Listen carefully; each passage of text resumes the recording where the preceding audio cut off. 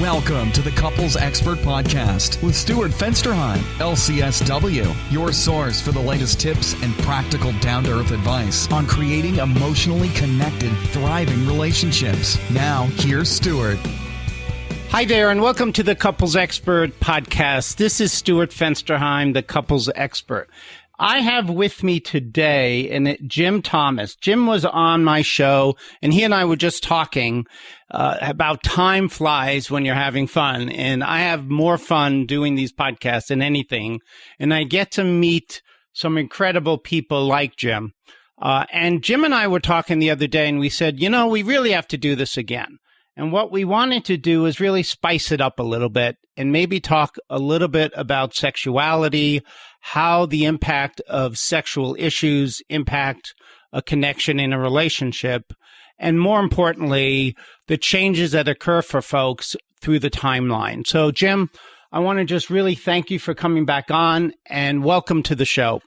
Oh, well, thanks for having me. I'm glad to be here. We had a good, enlivening discussion in August, and I'm looking forward to chatting more and hopefully sharing some things that will be helpful, illuminating, and since we're talking about sex, hopefully stimulating to couples. Yeah, I like stimulating, especially if we're talking about sex. But, maybe that's the first question. How do we differentiate between stimulating and passionate? Out in the sexology field, we might look at it and say stimulating could really boil down to what is this physically feeling like for me in this moment? Is this interesting to me? Is this stimulating my interest in sexual contact or in a sexual experience?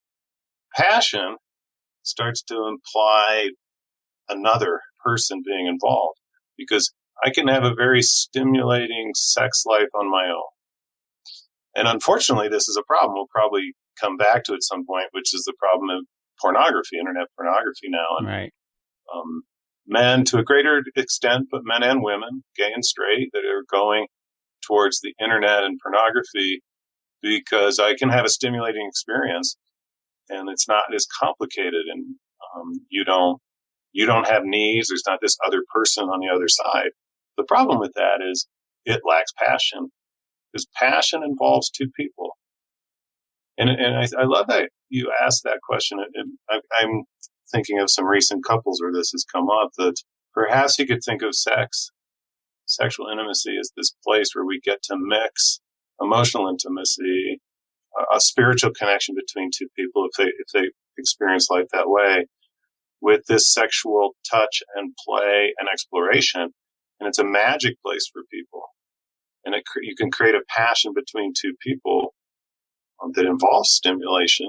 It involves orgasm. It involves arousal. But arousal and stimulation and the orgasm aren't first and foremost. What's first and foremost is an expression and a receiving and a giving and expression and coming together and saying, look at this way that we can be intimate with each other, that we're perhaps, assuming a monogamous couple, we're not intimate in this way with anyone else. So to have that true passion requires two people. Two people, now we get into the stuff Sue Johnson talks about, that human relationships are complicated. Right. We go from teddy bear to porcupine to exciting to dangerous very quickly. And so real sexual intimacy can be a tricky place to get for some couples and to stay in. Because one of the things that it does, at least for me, when I think of it, it involves risk-taking both emotionally and for some, including physical risk-taking. Yes. And when we start talking about, and one of the things in the Hold Me Tight programs that I've been doing, one of the things under the sexuality issue that I've started to do is talk about the whole concept of what we used to say for so long was that if there's the relationship outside the bedroom was fine, inside the bedroom would pretty much take care of itself. But I think I saw recently a talk about eroticism and what the person was saying, that unless couples begin to have the language to talk about what's erotic for one isn't necessarily erotic for the other. Even if you have a great, close-knit, emotionally connected relationship, that's not always so easy. So I think we have to put eroticism into the whole category here about how do you go from being vulnerable and then now talking about what's erotic to you as opposed to what's erotic to someone else.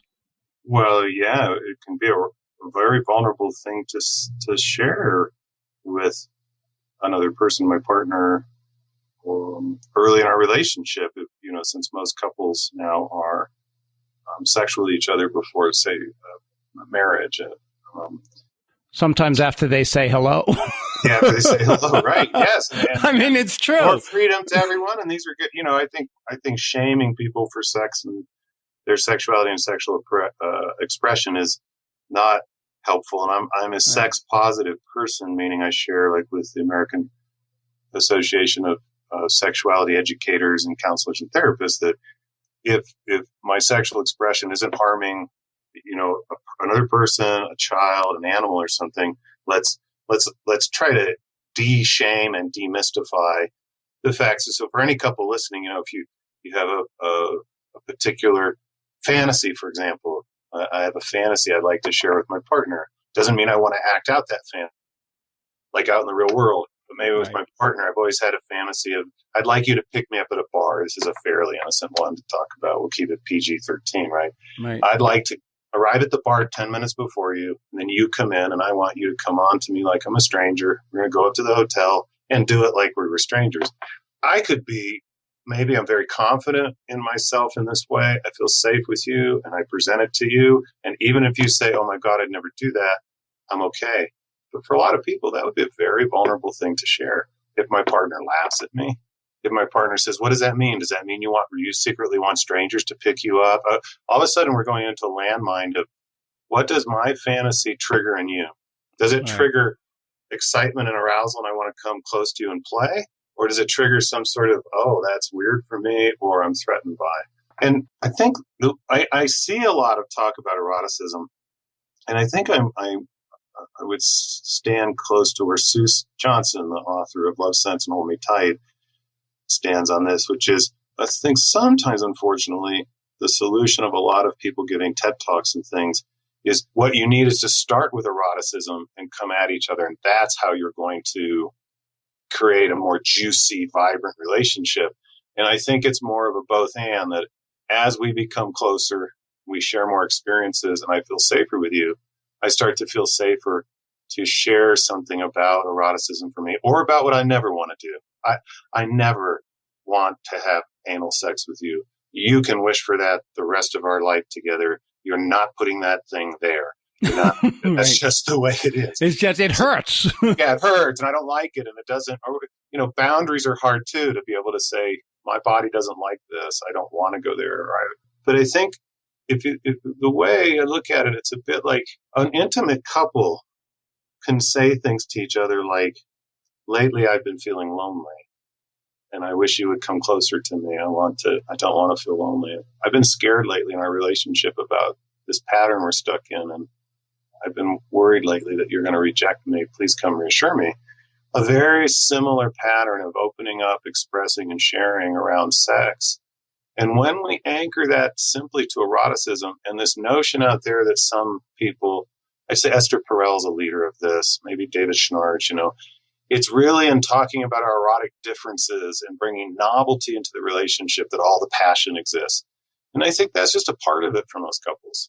That can be a very exciting part of it and a fun adventure, and wow, let's explore things. But when we put that first, I think we're putting the cart before the horse. The eroticism first, you're talking about. Yeah. I think that we need to have the connection, and then we can get erotic.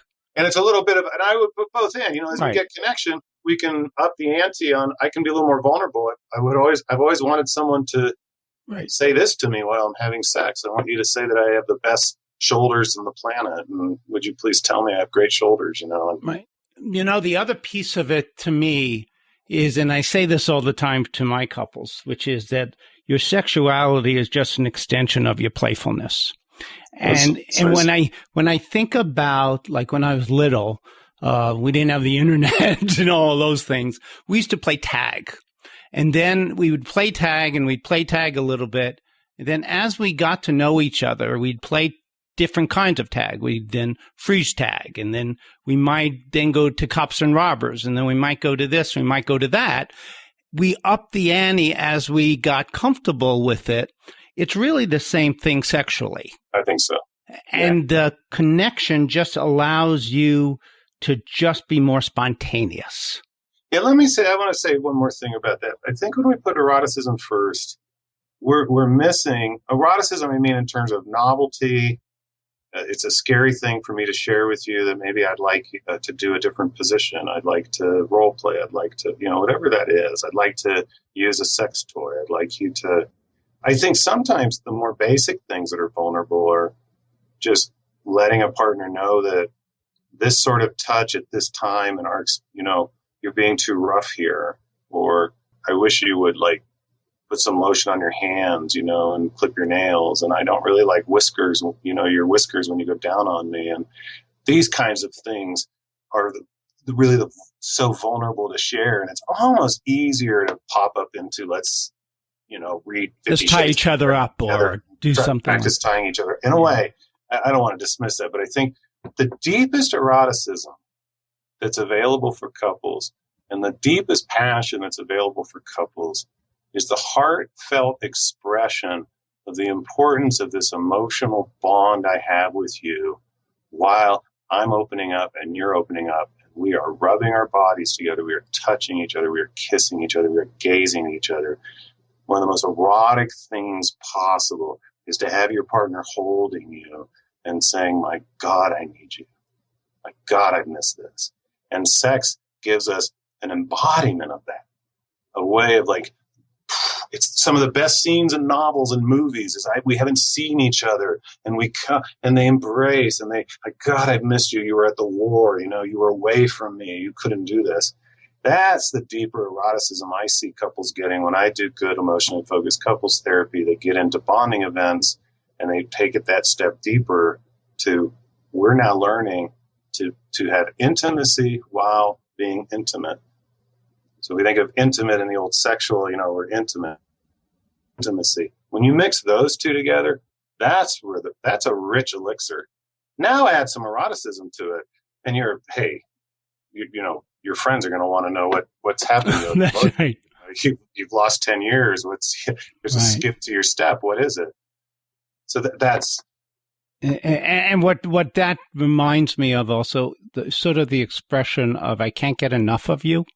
Yeah, there's a great example. Is like a really very intimate moment. And if you're sitting there nude with your partner and you're holding each other, whether you're doing something or just holding each other, and you start talking about, I want to just have all of you. I want to have that something so incredibly special. And that when we start touching each other, what changes for me is the feeling of a specialness with you. Specialness. And that there's nothing that has me feeling more important than having you in my life and knowing that I'm sharing something that no one gets to get all of you but me. This what you're talking about specialness and nobody gets this but you, et cetera. There's some research that I won't be able to quote the source. It's been 5-6 years, but looking at couples that are happier and feel closer together often have little nicknames for their private parts that they use with each other, and they would never tell anyone else. What I call your vagina or your breast or your penis or your butt or something, and that specialness of when I know that I have this play with you, and I've been working on writing this up, but something I've been talking about with couples and especially men that are learning to slow down with sexuality. I mean, male sexuality tends, this is not 100%, and there's a lot of differences within the genders, but men tend to have a more reactive sexual response and women a more responsive. So women often needing more of a build-up and connection and something leading up to, and so be going towards intercourse being the culmination of an experience. And men, especially when they're younger, they want to hop, skip, and jump as quickly as possible to intercourse. I have an erection. I'm aroused. What are we doing? Why are we wasting time here? And then I feel rejected and frustrated physically when I'm younger, and you say, no, not right now. And we start getting a cycle where maybe I didn't hear the not right now. And what I've been coining is to think about, we know about, if we think about the sex part, where we're getting really into touching, getting very intimate, that's play. And we know about foreplay, build up, slow down. I think about before play. And before play, before even foreplay, is the intimate, connected relationship where you're communicating these things in words. I sometimes say to guys in heterosexual relationships, I say, some of the most romantic things you can do is just, if you're really enjoying being at the baseball game with her, bloody hell, turn and tell her. Don't say, it's great to be at the baseball game. Say, I'm really glad to be at the game with you, and use her name. That's before play. That's saying you're special to me. And women too. This goes both ways. I had a couple recently where she was really been upset for a long time. You don't tell me I'm beautiful enough. You don't tell me I'm beautiful enough. You don't tell me. He's telling her. He finally broke down. He says, we've been together 32 years and you've never once told me you thought I was handsome. Just started sobbing. It goes both ways. I don't want to make this sound Do you know the show Fiddler on the Roof, Jim? Yeah. There's a song that they sing to each other, and it's Do You Love Me? Do you love me? Do you love me? For 30 years of da-na-na, da-na-na. And the whole concept is I've done all these things for so many years, but do you love me?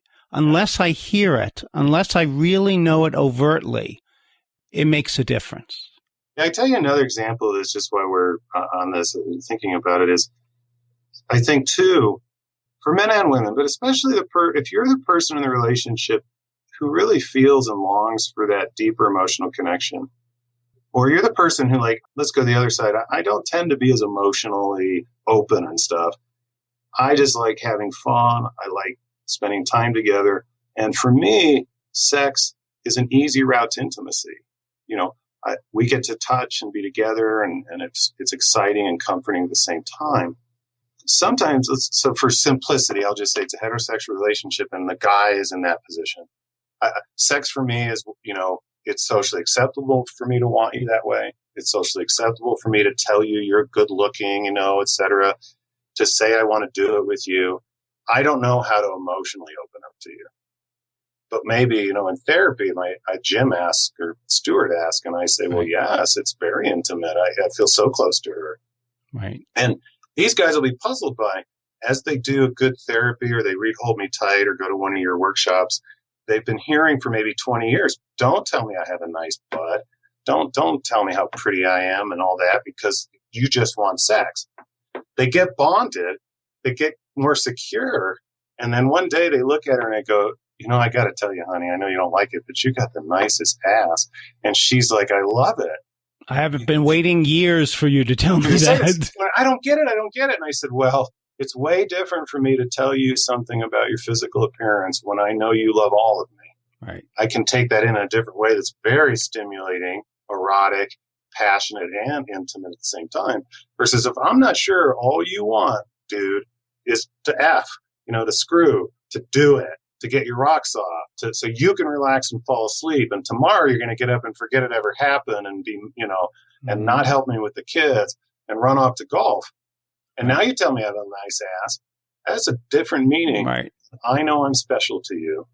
And this becomes part of the specialness. And I think that's where things like sex toys get a bad rap, is that what I hear from a lot of couples, particularly the women who the guy says they want to do this, that, or the other, what it becomes is, am I good enough? Am I enough just being me? And if you have that solidly in the relationship, then everything opens up. And that's really the point you're making. Yeah, I think it's the same thing that happens, what you brought up about sex, it happens with pornography. Right. If I find out my partner's watching younger people with bigger this or thinner that's or larger this, and then I wonder, is it me? What do I not offer here? This is very hard for me. I don't understand why you're going outside the relationship to get that stimulation. And what are you saying about me? This sort of leads to our next sort of chapter in this, which is through the lifespan. And one of the comments that I always laugh about is I hear quite often recently from women, I think more women talk about this, saying, as my husband or partner has gotten older, he's become a much better lover. And I go, what are you talking about? Well, now it takes him longer to get aroused. So we take time with each other now. Yeah. So now that he has to have the emotions associated with the physical relationship, he's a much better lover. It's really humorous, but not. I haven't run this by my wife to share, but I'm going to take a risk. I think she'll be okay. Usually I'm a very transparent trainer and I have to is it okay? But I was very blessed at a younger time. My wife read a novel or something and it had to do with, it was in Japan. And in the context of the time, in the novel, a couple of the women were teaching their men to slow down, teaching their men about before play and foreplay and play. Right. And she, I'm like 30 and I'm rushing in, man, ready to go. And she one day said to me, I want you to learn how to be more Japanese in your approach, and started teaching me this. And it's such a blessing, right? To let's learn from each other. Sometimes a quickie is just the thing to do. I often say to couples, don't make this so complicated either. Right. If there's all of a sudden pressure that sex has to be perfect, there has to be this perfect buildup, and we have to have simultaneous orgasms, and we must, sometimes you just do a quickie because you remind each other you can play, and it's just fun to do that too. Right. But also, yes, learning to slow down. And I think men don't have to wait till they're, in their 50s or something to slow down and learn to anticipation. Teasing. Teasing kind of thing. Yeah. Well, Pooh here. Pooh's not an expert on sex as far as I know. I can read, sex on Pooh Corner, but there's a scene where Christopher Robin in one of the books says, Pooh, what's your favorite thing? And Pooh says, honey. And then he thinks about it for a moment and he says, actually, Christopher, there's a moment before you eat the honey that's even better. And then he starts talking about the honey. Yeah, and then he says, actually the best thing is it's a sunny day and I'm walking over to your house with Piglet to have lunch and the birds are singing to me. And I say to men, we rush. Our reactive sexuality rushes us to the conclusion. And rather than look what it's doing, it's opening us up. The oxytocin excitement of, I have a partner, she's attracted to me, I'm attracted to her, opens us up as men. Every guy listening knows this. When you're really stimulated by your wife, or if you're gay and it's your male partner, if you're lesbian and your partner comes towards you, if your partner comes towards you and they're being both affectionate and amorous and they're smiling, it's very hard to resist that. It opens our hearts up. So one of the other phrases I use is often, if we're struggling in a relationship and we think there's not enough sex for the person in that place, you may find that the way to your partner's parts is through their heart. Look, what are you doing in the heart relationship? If your partner is saying, I don't want to do this so often, it's always on your terms. It's you push for it. I feel pressure. I don't feel valued afterwards. If you want to get access to their parts, go through their heart. Now, you can't do that in a game-playing way. I mean, in a sincere way. It has to be very sincere. Yeah, and I think people experience that more often in repairing of relationships when they've been triggered and then now they're getting to the point where they have to fix what just happened. And if you really can be present with your partner and begin sort of the make-up kiss, is an incredible experience when you've been vulnerable in that repair. I'm glad you brought up kiss. Yes, I think that vulnerability and repair. And let me be clear to my listeners. I'm not talking about makeup sex. I'm talking about a makeup kiss. I think makeup sex is a big myth. Right. I don't think there's a lot of couples that get really angry with each other and then have sex. That's right. It's like a weird but yes, you're talking about kissing. I want to go back and reiterate one point. What I'm suggesting to couples and partners is, it may be that nature, that sexual stimulation for humans and it being able to be more extended and us being able to have like, powerful orgasms, females being able to have more than one orgasm in an encounter, and the powerful like endorphins and chemicals being released serve a social emotional bonding function above and beyond just the eroticism of getting off. This is where porn's a danger because it pulls us away from getting this through human contact. And if you start to pay attention to when you're feeling stimulated by your partner, you're feeling aroused, you'll feel your heart opens up. The chemicals don't only just want you to, get hard or get wet and, et cetera. It's opening your heart up too. And when we put these two together, that's the elixir. That's the passionate elixir. And it's going to come and go. It's going to come and go. But I think a really clear example of something that's lacking in so many couples, and I started asking this question a couple of years ago of my new couples, and you can borrow it. In my first session, I'll say, how often do you kiss? And I mean, how often do you kiss intimately? Not a peck on the lips, not a grandma, hasn't seen you in a year kiss, but you kiss. It's intimately. You maybe hug for 30 seconds or so. If one of you is shorter, I love a lot of couples discover the stairwell. One of you stands on the stairs, Right. So it's a little more even. And you look and you make some eye contact and you just talk about nothing, or you just say, how was your day? I'm so glad to be home. And you kiss. Or you sit on the couch and, baby boomers, it was necking. We called it necking. You weren't going to touch and go to like erotic stimulation of various erogenous zones, making out, lips, neck, looking in the ears, whispering, nibbling. This kind of like intimate contact and just having it sort of naturally woven into your life is sending a message that the intimacy with you matters to me. It comforts me and arouses me, even when we're not going to intercourse or oral sex. We're not heading to orgasm.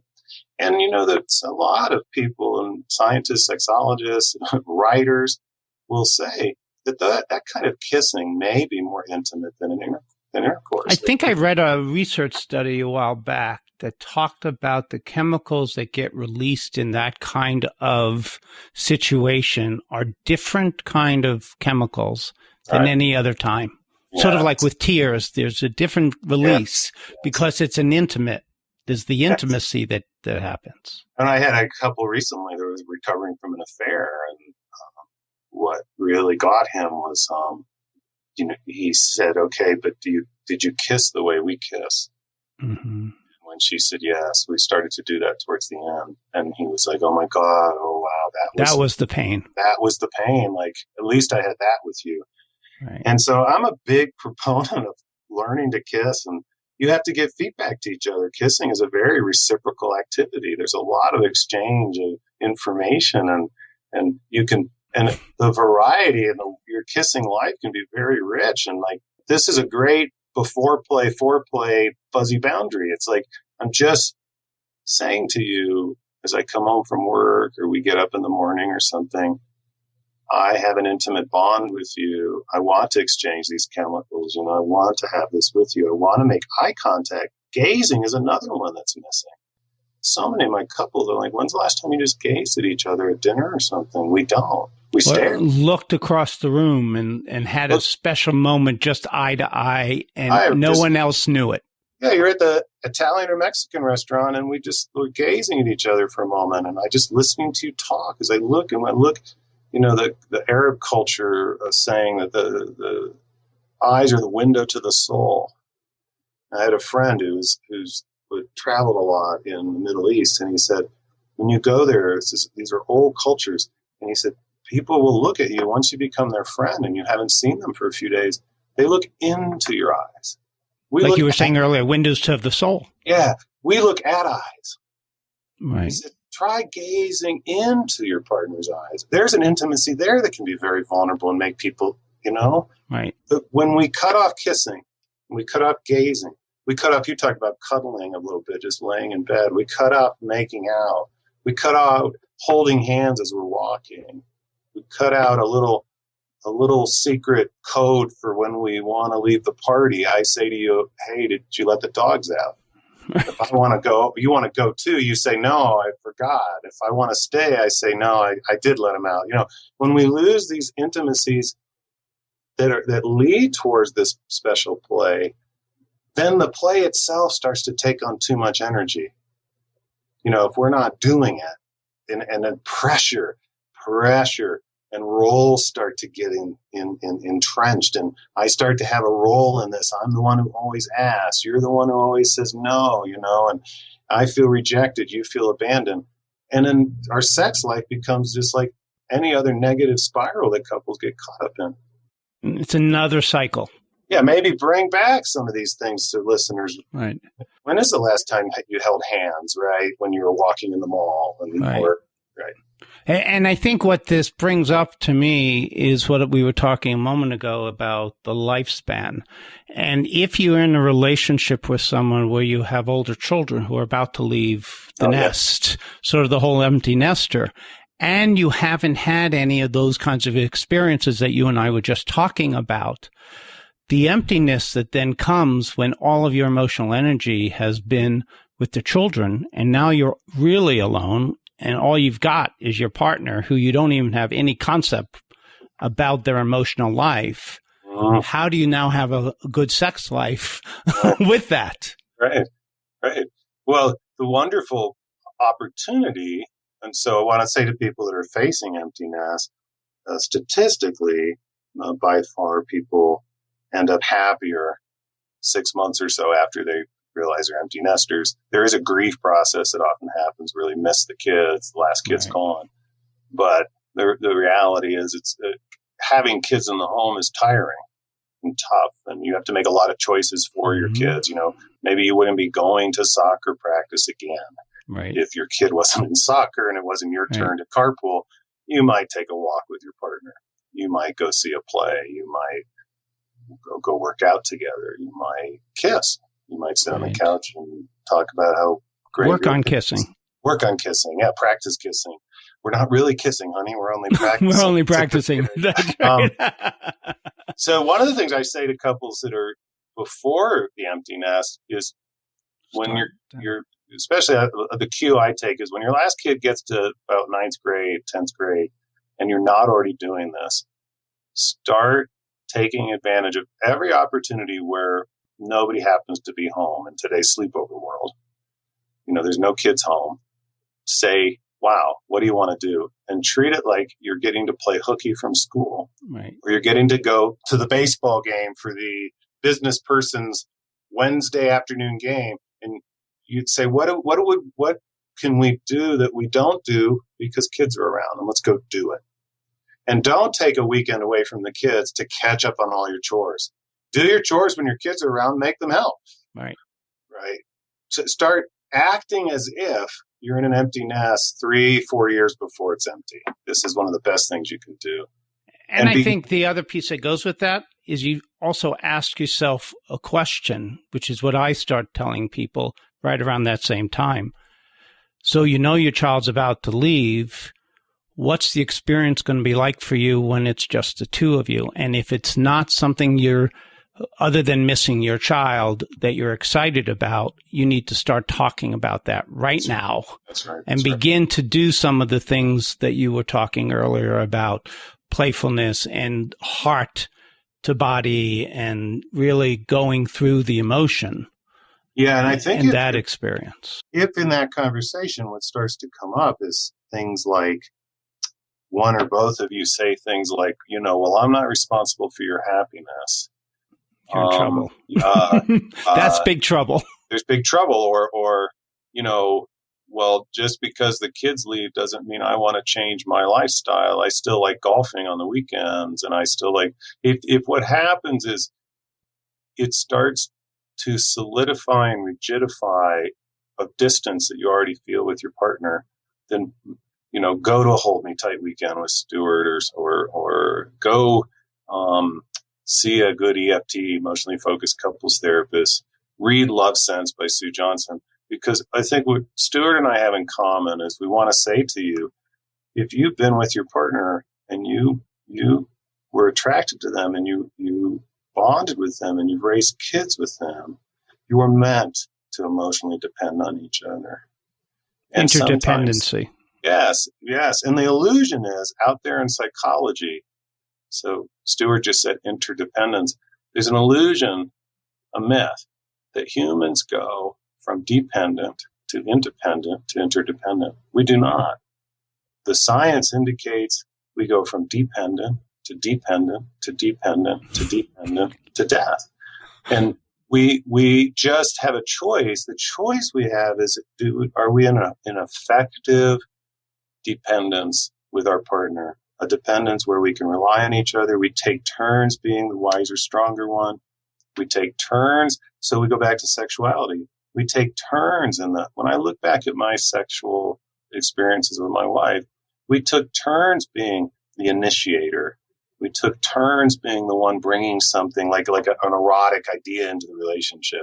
We took turns being the vulnerable one who maybe was feeling rejected or feeling a bit abandoned. We took turns building up the other person's self-esteem when they admitted, I've always thought this part of my body was lacking or something. We co-celebrated, co-burdened, and co-stimulated and co-regulated each other in our sex life.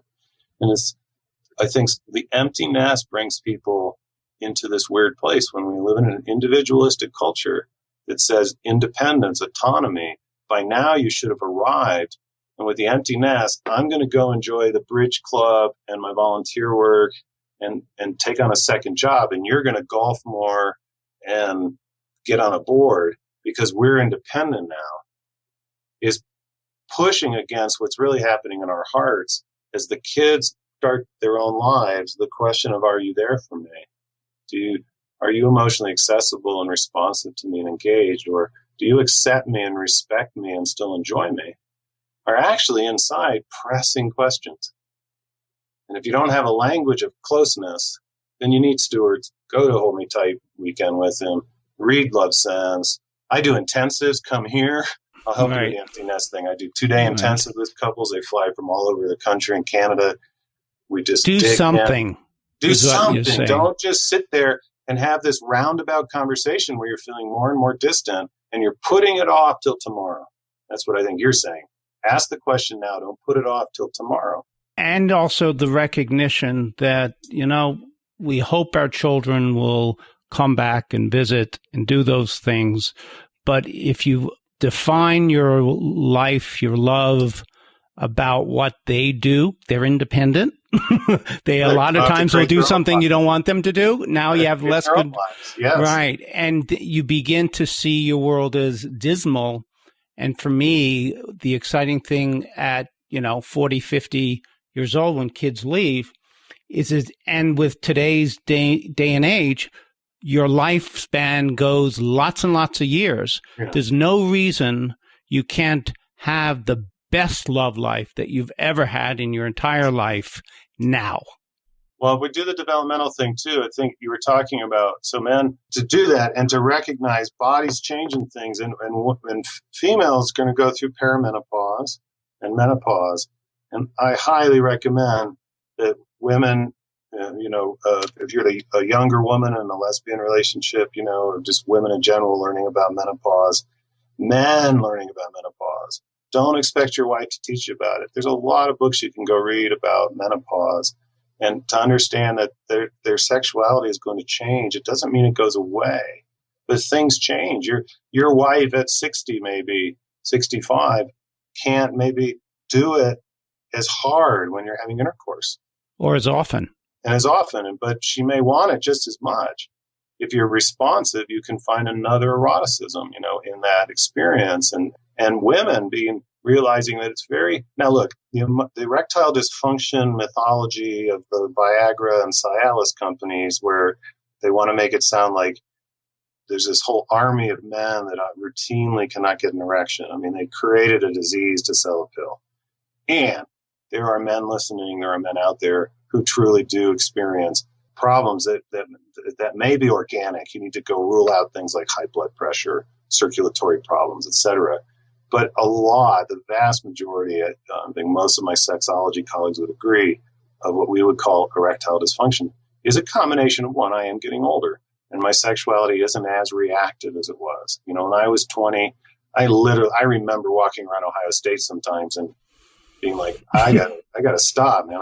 I'm just walking around with all these other co-eds, you know, and I'm just, God. I'm going to share something that's so funny, but I remember having an erection in one of my classes. Whoa, okay. That's okay. One of my classes, and having to keep the book around my penis when it was time to leave, because the last thing I wanted is to have this stiff erection as I'm leaving this class. And so now you're maybe 52 or something, and for the first time, you know, your partner is coming on to you, and the erection isn't there right away. It doesn't mean you have erectile dysfunction and you have to go get Viagra, but also it could, and that go rule out medical causes. But often what's happening is men's sexuality is changing and they're not embracing it. They don't embrace the slowing down. They don't know to turn towards, my heart is starting to take the lead. You know, my heart wants stimulation too. I want to know that I matter to you too. I want to know, you know, old Jung used to talk about at midlife, women's masculine energy starts to come to the fore and men's feminine energy starts to come to the fore. And men moving towards more of a, maybe I want to say I love you during sex. I want to cuddle more. I want to know that I actually matter. And it changes for us. And so women learning about male sexuality changing, and men in heterosexual relationships learning that female sexuality changes, and embracing this is like an opportunity. My wife and I joke about having different spouses now. We've been through she's been through like 12 gyms and I've been through 16 Patrices, because it's time we go through a major developmental change and maybe do the hair different, et cetera. And it's like spouse 16, you know, nowadays it's like version 3.0, we would say, right? I have Patrice version 16.0, and I can tell you every version is better. Right. Because every version I'm closer to her. And our sexual intimacy becomes more and more a part of our larger emotional, mental, spiritual intimacy. It becomes a playground for that, a place to do that. And a place to truly have an intimate relationship where the vulnerability, you know, you see 80, 90-year-old couples that are fortunate to still have each other walking down the street holding their hands, and people ask, how did they do it? They do it by being authentic and vulnerable and talking about the things that really matter to them. Well, I'll tell you, we're probably coming towards the end of our time. Yeah, we are. I had a death in my family recently, and it resulted in, you know, sadly, sometimes we talk to family members over tragedy, but I ended up talking to an older cousin who told me a story about my Aunt Elsie and Uncle Ralph that I never knew. So by the time I come into conscious awareness, Elsie and Ralph are in their early 60s, and they're some of the relatives who would hug me when I saw them. And I literally thought when I was about 8 years old that when you get wrinkles, you get to initiate hugs. Because only older people initiated hugs. I can't wait till I have wrinkles, right? Yeah, right. And I didn't know this love story, that when they were younger, Ralph asked my Aunt Elsie to marry him. And she said, no, I'm going to go be a nurse, and I need to go to Detroit and study, and I'm going to be a nurse. And I know what happens if you get married, you have babies. And I'm not ready for babies. Well, she went, she became a nurse. She lived in Detroit for a while, and her mother got ill, and she moved back home. And they'd been living together like 15 years. She's in her 30s, I think, late 30s. And they need a renter. They need in order to keep the house. And she puts an ad in the local paper, and Ralph knocks on the door the next day. I'm Ralph. Oh my God, I remember you. Well, Elsie, I went to Florida and I started a farm and I was successful and I sold the farm and I moved back. And not a day has gone by when I haven't thought about you and wanting to be close to you. And I understand that maybe you don't want to marry, and I respect that. If I could just rent a room from you for a year or two and just be able to be in your orbit and to just hear you talk, that would make me a happy man. Well, he rents a room and they fall in love and they get married. Now, here's the beautiful part. My cousin goes, they're going to tear the house down after they both had passed away. And she goes to dig up these irises that were this grandmother, you know, her mother that she had to come take care of, that were from Germany. And they're digging up these irises so they can take them back and keep growing them. And this woman from next door comes running out and going, "What are you doing with Elsie's irises? What are you doing?" And she said, "Well, we're going to take them. Do you want some?"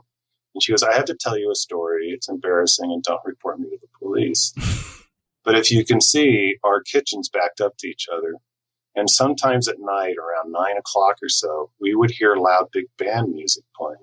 And we knew we were going to have a very special night because we would turn the lights off in our kitchen and their lights would come on and they would be getting done doing the dishes and they would start to dance. And Ralph would twirl her around and she would be so happy. And the dancing would go on for about a half hour, maybe 45 minutes or an hour.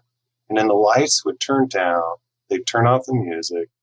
And the lights would go on in the bedroom. And that part, we always gave them privacy and went to the living room. This is when they're 60, 70 years old. This is an affair of the heart. But ultimately, our human sexuality, the best part of it, the richest part of it, is when we bring it together and use it as part of the mixing together of two human hearts into a shared experience. Each heart having a little unique perspective on that experience, but two people blending and melding together in that way. And then couples have that experience of, like, here we are in intercourse, and the line between you and me is blurred. I really do feel as one for a moment with the most important person in my life. That's the passion we started this conversation about, right? Being intimate, intimacy while being intimate. Before play, foreplay and play, a special play, specialness, you use that word, risk-taking, between equals, a shared experience where we take turns being the leader, we take turns bringing things to the relationship. It gets comforting, and then we add something new. It gets exciting, and then maybe we get into a rut and we have to rediscover each other. But it's a lifelong journey between two people. You know what you just really did such a wonderful job, Jim, is really describing, and I wish I could bottle it, that emotion that goes into emotionally focused therapy and why.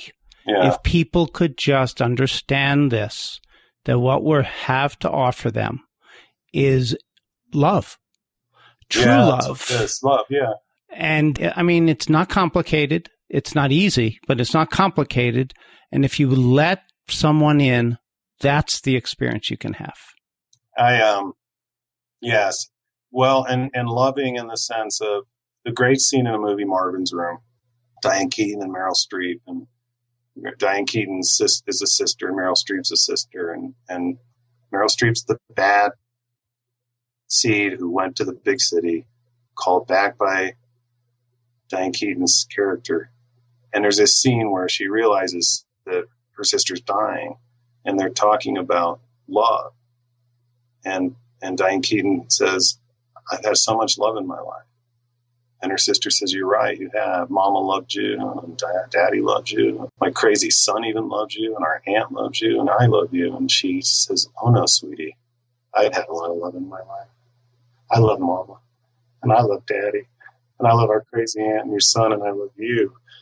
That sexuality is this place where we get to both be loved and loved in the same moment. We get to express love and receive love and take turns with one person that's so special to us. And I would say what you said about love, I know that EFT therapists will listen to this. This is one of the biggest things, is opening our heart up to love the couples we work with. In a professional way, I know Freud pooped on that party. That's for the therapists out there. Couples, don't worry about it. But to really take them into our hearts and realize they're sharing a precious place. We've come to you for help because we can't quite make this intimacy thing work. And if you can't talk about orgasms and penises and vaginas and things like this, how the heck do you think we are? And if we don't know whether you love the full expression of human sexuality and you're sex positive, we don't know if you're going to moralistically come at us with something, right? Then we're not going to open up to you. And often, if you're a therapist, if you don't bring up sex with your clients, they won't bring it up. It doesn't mean they don't have issues and concerns and desires and longings. It means I don't know whether you're a therapist that can talk about this stuff. And can I be real with you if I can't? Exactly. Because now I've just cut off a huge part of what you said. Sexuality is a huge part of human expression and what makes us unique. And Well, Stuart, I want to thank you. I want to be the one to say thank you first. It's a joy to talk. I hope we get to do this sooner than like 9-10 months or whatever. Right. I'm really so happy you put these podcasts out for couples. Anything we can do to demystify and normalize going out and getting help, finding resources, being a couple in today's modern age is both a wonderful, wonderful opportunity, and it's fraught with complications and landmines and messages from the mass media that do not support the intimacy that couples need. Thank you, Jim, for those really kind words. And I think the two of us both are on a similar mission, and I really do see it as a mission to really change the nature of love, relationships, and more importantly, people to people really caring genuinely about one another. Well, as I often say, empathy is what will save us. Without empathy, we, as humans, we can't. If I can't see me and you, we are capable of hurting each other and treating each other so poorly. But when I see that you are like me, and then we'll give our kidney. We'll take a bullet. We'll dive into the pond to save a person we never met. Right. This is the possibility of love. Thank you, Jim. And we'll see you all next time. And everyone, be like Pooh. Yes. Yes. See you, How's that for a closing? There we go. Bye-bye. Thanks for listening to today's episode with your host, Stuart Fensterheim. You're one step closer to reigniting that fiery passion with your partner. For more information and your 30-minute free phone consultation with Stuart, visit www.thecouplesexpertscottsdale.com. We'll see you next time.